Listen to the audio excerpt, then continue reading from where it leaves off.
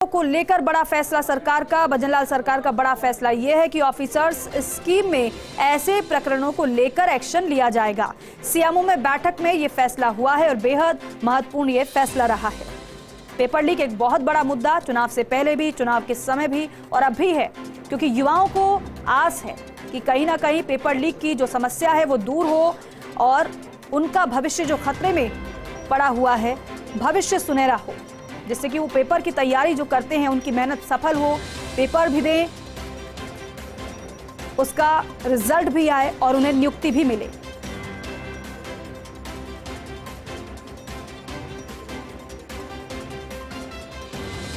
तो देखिए, भजनलाल सरकार फुल एक्शन मोड में है। पेपर लीक से जुड़े प्रकरणों को लेकर यह बड़ा फैसला है।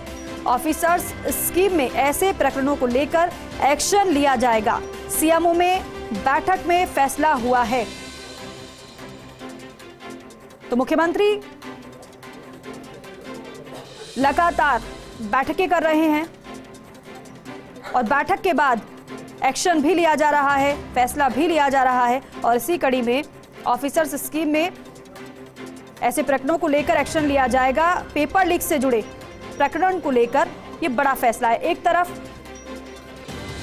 पेपर लीक की जांच के लिए एसआईटी का गठन हुआ। एसआईटी ने भी एक नंबर जारी किया है, जिससे कि अगर पेपर लीक की खबर किसी को भी लगे और लग रहा है कि कोई भी पेपर लीक में शामिल है या फिर अन्य कोई इंफॉर्मेशन है, तो वो तुरंत एसआईटी को बताए। तो दूसरी तरफ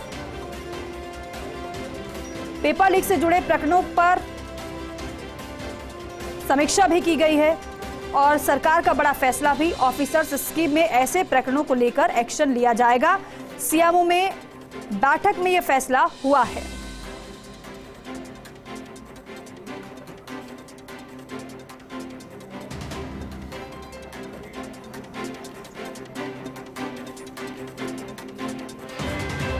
तो देखिए, भजनलाल सरकार का यह बड़ा फैसला, पेपर लीक से जुड़े मामलों को लेकर यह बड़ा फैसला। ऐश्वर्य प्रधान हमारे साथ जुड़ रहे हैं फोन लाइन पर। ऐश्वर्य, लगातार मुख्यमंत्री एक्शन ले रहे हैं, कार्रवाई भी कर रहे हैं, लेकिन ऑफिसर्स स्कीम में ऐसे प्रकरणों को लेकर एक्शन लिया जाएगा, साफ कर दिया गया है। सीएमओ में जो बैठक हुई उसमें क्या रहा है, बैठक में बताइएगा पूरी जानकारी।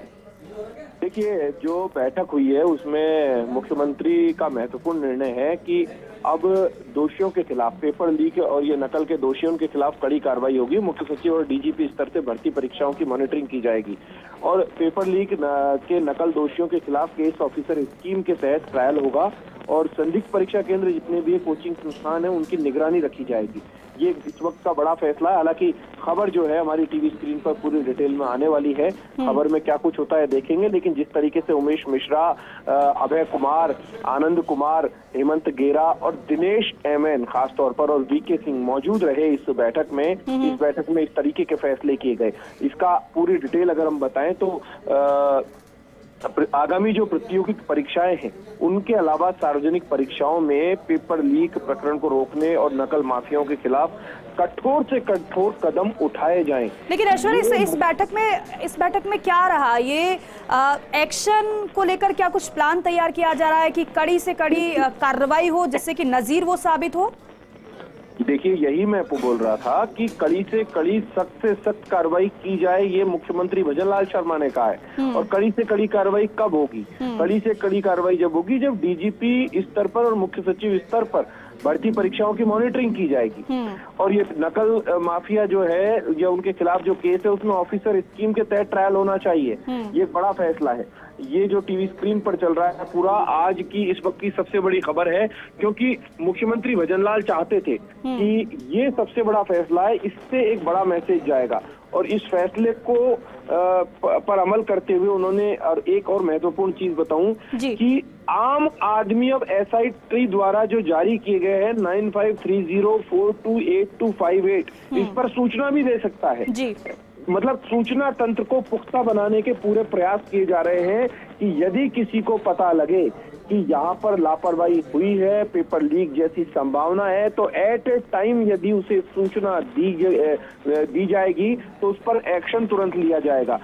जब दिनेश एमएन और वीके सिंह जैसे काबिल अधिकारी सामने है तो आप तय मानकर चलिएगा कि कई लोग आगामी दिनों में अंदर भी जा सकते हैं और आगामी दिनों में यदि किसी ने पेपर लीक के प्रकरण में कहीं भी कोई लिप्त पाया गया तो तय मानकर चलिएगा कि उसके ऊपर सख्त एक्शन होगा। इवन बुलडोजर भी अपनी कार्रवाई कर सकेंगे।